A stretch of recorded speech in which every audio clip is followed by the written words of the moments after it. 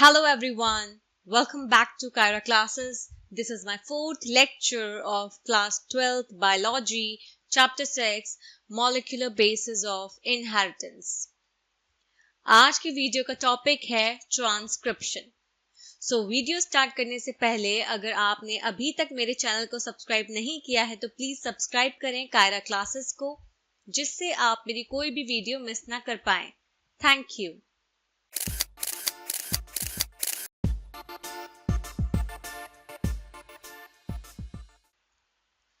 Start करते हैं transcription से.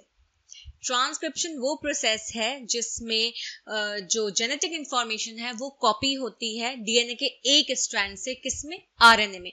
तो copying of genetic information from one strand of DNA into RNA is termed as transcription. इस transcription में भी वही चीज फॉलो होती है जिसे हम कहते हैं principle of complementarity. That means base pairs में कॉम्प्लीमेंट्री बेस पेयरिंग होती है बेसिकली. बट एक्सेप्शन ये है कि एडेनोसिन जो है वो अब यूरेसिल के साथ पेयर बनाएगा, ना कि थाइमीन के साथ. तो थाइमीन की जगह यहाँ पे एडेनोसिन जो है वो किसके साथ बेस पेयरिंग शो करेगा, यूरेसिल के साथ. However, unlike in the process of replication which once set in, the total DNA of an organism gets duplicated. In transcription, only a segment of DNA and only one of the strands is copied into RNA. Replication में क्या होता था कि जो total DNA है organism का वो duplicate होता था, लेकिन ट्रांसक्रिप्शन में सिर्फ जो डीएनए का सेगमेंट है उसमें सिर्फ एक ही स्ट्रैंड जो है वो कॉपी होता है आरएनए में. One segment of the DNA would be coding for two different proteins and this would complicate the genetic information transfer machinery. अगर ये कह रहे हैं कि अगर एक सेगमेंट है डीएनए का और वो कोड करेगा दो अलग अलग प्रोटीन्स को, तो इससे भी जेनेटिक इंफॉर्मेशन में कॉम्प्लिकेशन आ सकती है. ओके, मतलब बेसिकली जो जेनेटिक इंफॉर्मेशन ट्रांसफर मशीनरी है उसमें कॉम्प्लिकेशन आ सकती है अगर एक सेगमेंट जो है वो डीएनए का वो दो अलग अलग प्रोटीन्स को कोड करेगा. दूसरा ये कि जो दो आरएनए मॉलिक्यूल्स हैं अगर वो प्रोड्यूस हो जाते हैं तो वो कॉम्प्लीमेंट्री होंगे एक दूसरे के, जिससे क्या हो जाएगा, डबल स्टैंडर्ड आरएनए फॉर्म हो सकता है. तो इसे इस आरएनए को प्रिवेंट करने के लिए जिससे वो प्रोटीन में ट्रांसलेट ना हो, तो इसके लिए जो ट्रांसक्रिप्शन है वो एक तरह से बहुत इंपॉर्टेंट फंक्शन या रोल प्ले करता है. नेक्स्ट है हमारा इसी में ट्रांसक्रिप्शन यूनिट. ट्रांसक्रिप्शन यूनिट जो होता है डीएनए में वो बेसिकली तीन रीजन्स होते हैं डीएनए में जिसे हम कहते हैं ट्रांसक्रिप्शन यूनिट. तो ट्रांसक्रिप्शन यूनिट जो होता है डीएनए में वो बेसिकली तीन रीजन्स होते हैं डीएनए के. तो फर्स्ट है जैसे अ प्रमोटर, सेकेंड रीजन है the structural gene and the third region is a terminator. There is a convention in defining the two strands of the DNA in the structural gene of a transcription unit. तो एक convention है यहाँ पे जो DNA के दो strands हैं उन्हें डिफाइन करने के लिए स्ट्रक्चरल जो जीन है बेसिकली उसमें जो ट्रांसक्रिप्शन यूनिट का स्ट्रक्चरल जीन है उसमें जो दो स्ट्रैंड्स है डीएनए तो उनको डिफाइन करने के लिए कन्वेंशन बनाया गया है. Since the two strands have opposite polarity and the DNA-dependent RNA polymerase also catalyze the polymerization in only one direction, that is 5' to 3'. The strand that has the polarity 3' to 5' acts as a template and is also referred to as template strand. अब ये जो दो strands है मैंने आपको बताया था DNA में जो दो strands होते हैं उनकी opposite polarity होती है, एंटीपैरल होते हैं. एक 5' to 3' रन करता है तो दूसरा 3' to 5' रन करता है. तो इसमें यही बता रहे हैं कि जो दो स्ट्रैंड्स हैं वो ऑपोजिट पोलैरिटी के होते हैं और जो डीएनए डिपेंडेंट आरएनए पॉलीमरेज है वो कैटेलाइज करता है पॉलीमराइजेशन को सिर्फ एक डायरेक्शन में और वो डायरेक्शन है 5' to 3' वाला. तो जो 5' to 3' में जो DNA dependent RNA polymerase catalyse कर रहा है पॉलीमराइजेशन को, तो इस स्ट्रैंड को हम कहते हैं बेसिकली 5' to 3'. और जो स्ट्रैंड की पोलैरिटी 3' to 5' वाली है वो टेम्पलेट की तरह काम करती है जिसे हम कहते हैं template strand. The other strand which has the polarity 5' to 3' and the sequence same as RNA except thymine at the place of uracil is displaced during transcription. Strangely, this strand which does not code for anything is referred to as coding strand. पिछली slide में हमने देखा था जो वो strand की polarity 3 prime to 5 prime थी, उसमें डीएनए डिपेंडेंट आरएनए पॉलीमरेज जो है वो क्या कर रहा था, पॉलीमराइजेशन को कैटलाइज कर रहा था, और उसे हम कह रहे थे टेम्पलेट स्ट्रैंड। जो दूसरा स्ट्रैंड है जिसकी पोलैरिटी 5 प्राइम टू 3 प्राइम है, उसकी सीक्वेंस बिल्कुल आरएनए जैसी होती है। ओके, इसका मतलब ये है, बस यहाँ पे आरएनए में यूरेसिल जो होता है, यूरेसिल आता है, लेकिन यहाँ पे यूरेसिल की जगह थाइमीन आ जाता है। तो सीक्वेंस बिल्कुल सेम रहेगी आरएनए की तरह, जिसकी पोलैरिटी 5 प्राइम टू 3 प्राइम है। तो बेसिकली जो strand 5 prime to 3 prime polarity लेके चल रहा है, तो उसकी सीक्वेंस बिल्कुल सेम है आरएनए जैसी, लेकिन बस यहाँ पे यूरेसिल की जगह थाइमीन आ जाता है। ये जो स्ट्रैंड है ये किसी चीज को कोड नहीं करता, बस इसे हम कोडिंग स्ट्रैंड नाम देते हैं। All the reference point while defining a transcription unit is made with coding strand. जितने भी सारे reference point है जब हम transcription unit को define करने के लिए, तो वो coding strand के साथ मतलब basically coding strand से दिए गए हैं।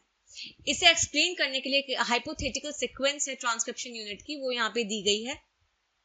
तो template strand की polarity 3 prime to 5 prime है, ओके, और जो coding strand की polarity है 5 prime to 3 prime। Coding strand किसी चीज को कोड नहीं करता, बस इसका नाम कोडिंग स्ट्रैंड है। ओके, तो यहाँ पे आप देख सकते हो जो अडेनोसिन जो है यहाँ पे, ओके, फिर थाइमीन, ग्वानिन, साइटोसिन, ओके, इस तरीके से अगर मैं बात करूं, तो यहाँ पे एडेनिन की अगर मैं बात करूं, तो यहाँ पे एडेनिन के साथ थाइमीन है।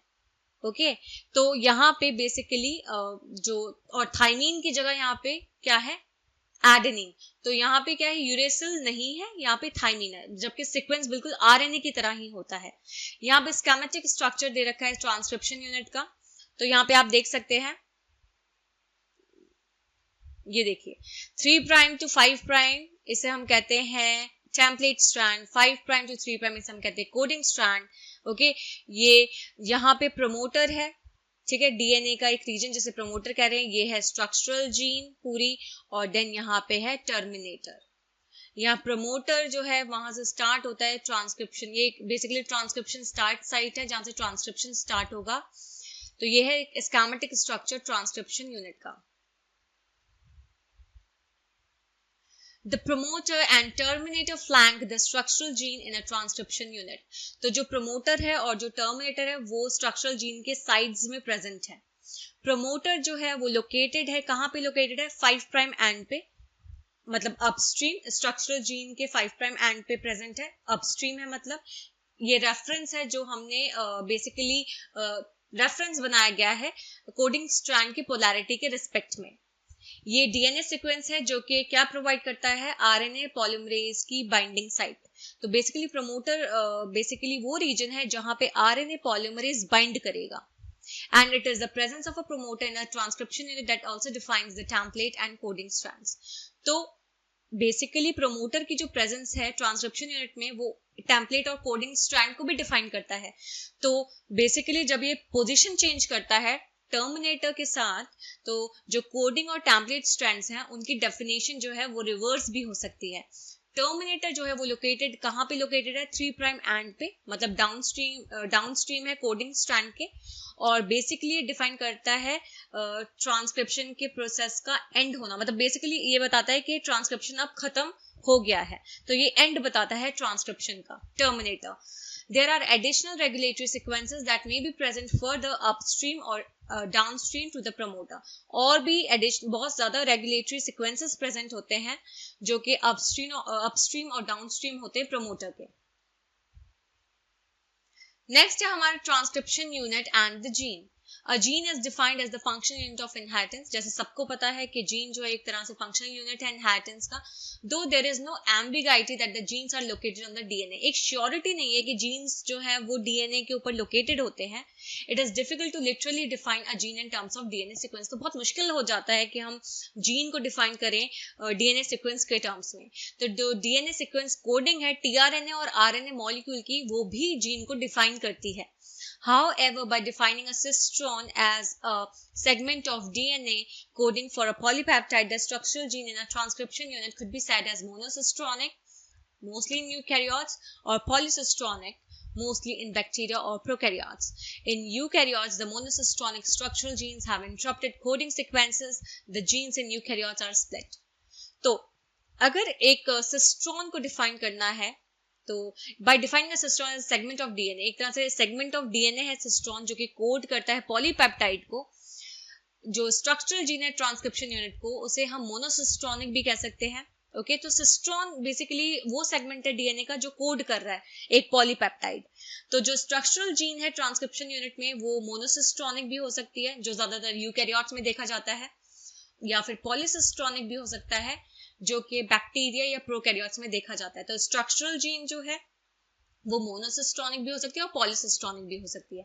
यूकैरियोट्स में मोनोसिस्ट्रॉनिक स्ट्रक्चरल जीन्स जो है उनमें कोडिंग सीक्वेंसेस इंटरप्टेड होते हैं। तो जीन्स जो होते हैं यूकैरियोट्स के बेसिकली क्या होते हैं, split.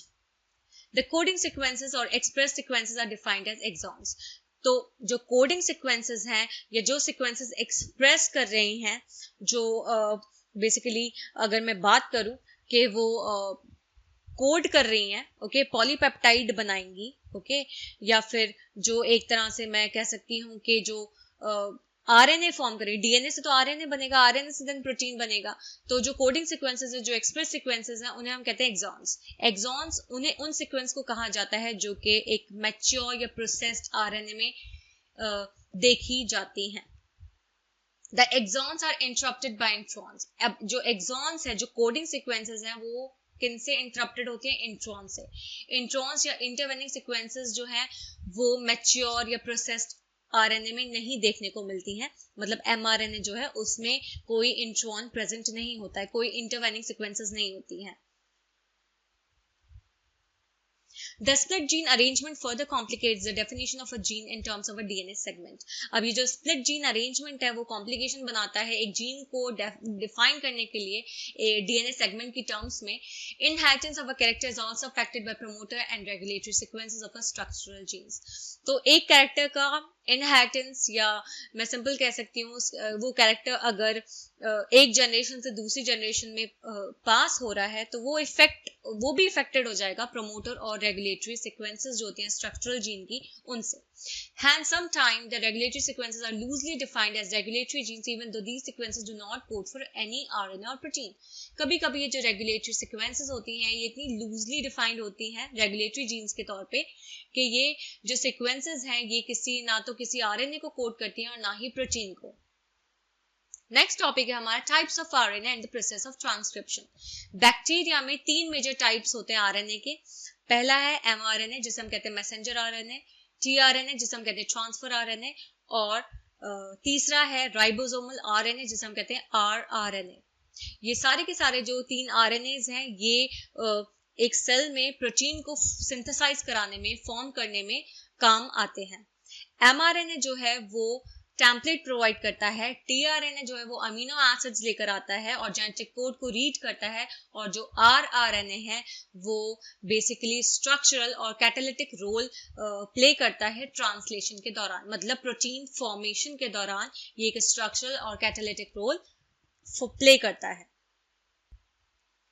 There is single DNA dependent RNA polymerase that catalyzes transcription of all types of RNA in bacteria. तो यहाँ पे एक single DNA dependent RNA polymerase होता है एंजाइम जो कि बेसिकली ये जो RNA के टाइप्स हैं, सारे के सारे जो टाइप्स हैं RNA के बैक्टीरिया में उनका बेसिकली ट्रांसक्रिप्शन को कैटेलाइज करता है। तो जो सारे के सारे जो आरएनए के टाइप्स हैं बैक्टीरिया में उन सबके ट्रांसक्रिप्शन को कैटेलाइज करने के लिए एक single DNA dependent RNA polymerase होता है बैक्टीरिया में। आरएनए पॉलीमरेज बाइंड करता है प्रमोटर से, ओके, और वहीं पे ट्रांसक्रिप्शन स्टार्ट साइट थी वो बेसिकली, तो फिर वहां से स्टार्ट होता है ट्रांसक्रिप्शन। अब इसी जो ट्रांसक्रिप्शन का इनिशिएशन है उसी को हम प्रोसेस कहते हैं इनिशिएशन, उस प्रोसेस को हम कहते हैं initiation. It uses nucleoside triphosphates as substrate and polymerizes in a template dependent fashion following the rule of complementarity. अब ये जो आरएनए पॉलीमरेज है ये यूज करता है न्यूक्लियोसाइड ट्राइफॉस्फेट्स को सबस्ट्रेट के तौर पे और पॉलीमराइज करता है टेम्पलेट में, टेम्पलेट डिपेंडेंट फैशन में ये पॉलीमराइज करता है, मतलब बेसिकली ये कॉम्प्लीमेंटारिटी या कॉम्प्लीमेंट्री बेस पेयरिंग को फॉलो करता है। It somehow also facilitates opening of the helix and continuous elongation. ये helix को open करता है, ओके, और elongation को continue करता है। एक शॉर्ट स्ट्रेच जो होता है आरएनए का, only a short stretch of RNA remains bound to the enzyme. Enzyme से एक छोटा सा जो एक शॉर्ट स्ट्रेच कह सकते हैं, एक छोटा सा स्ट्रेच होता है आरएनए का, सिर्फ वही एंजाइम से बाउंडेड होता है, बेसिकली बाउंड करता है, बाउंड रहता है। Once the polymerases reaches the terminator region, the nascent RNA falls off, so also the RNA polymerase.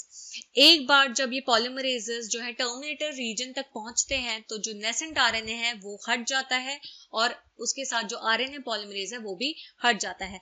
इसमें क्या रिजल्ट करता है, बेसिकली इनका हटना, इसका मतलब ये है जब ये हट जाते हैं तो टर्मिनेशन जो है वो हो जाता है ट्रांसक्रिप्शन का। An intriguing question is that how is the RNA polymerase is able to catalyze all the three steps, which are initiation, elongation, and termination? The RNA polymerase is only capable of catalyzing the process of elongation. एक question ये भी है कि किस तरह से RNA polymerase जो है वो सारे के सारे 3 स्टेप्स को कैटलाइज करने के सक्षम है, मतलब करने के काबिल है, जिनमें आता है इनिशिएशन प्रोसेस, एलोंगेशन ये भी एक प्रोसेस है, और टर्मिनेशन ये भी एक, मतलब बेसिकली 3 स्टेप्स हैं।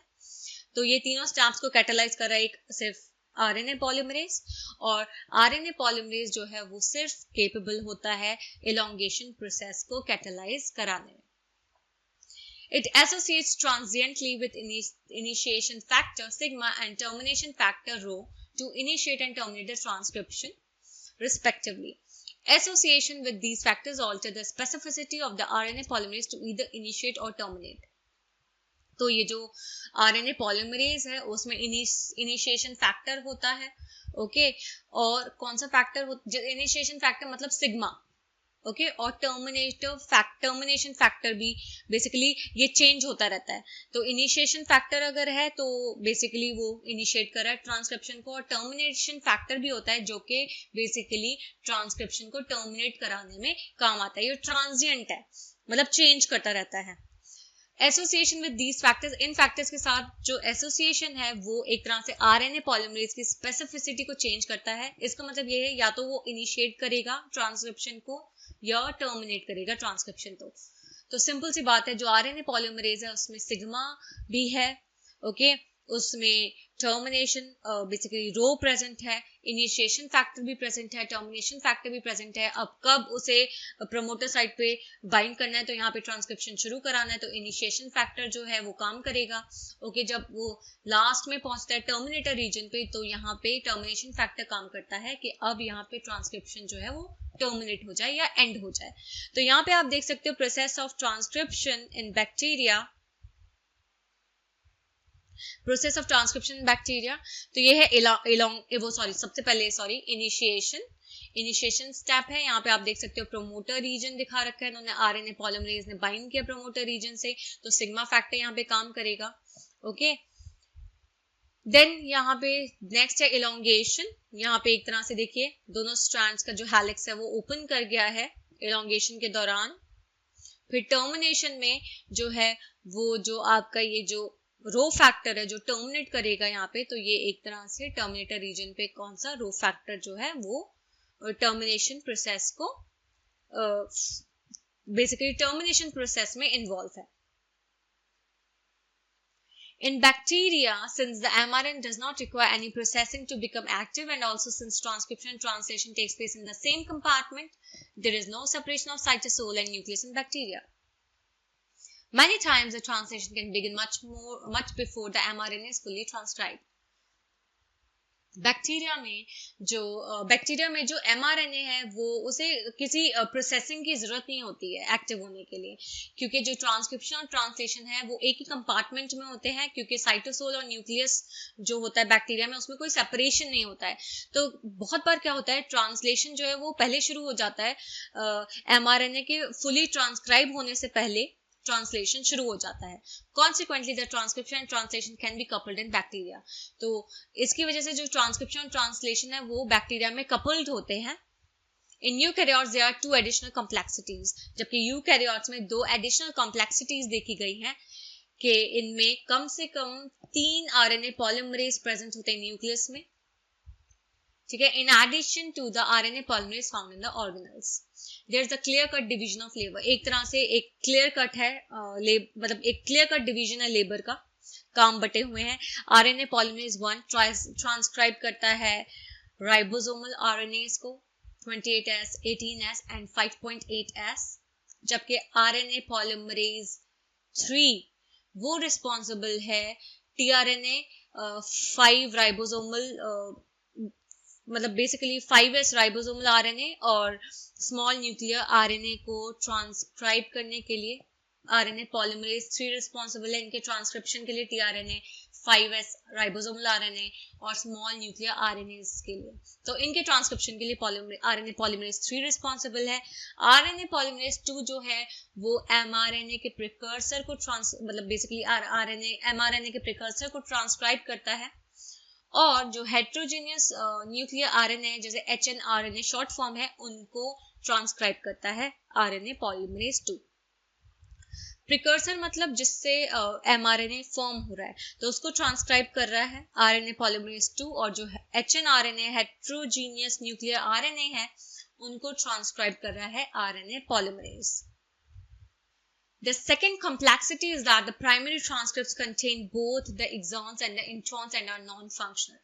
दूसरी complexity ये है जो primary transcripts होते हैं उनमें दोनों होते हैं, exon और introns दोनों present होते हैं, और जो ये दोनों ही क्या होते हैं, non-functional।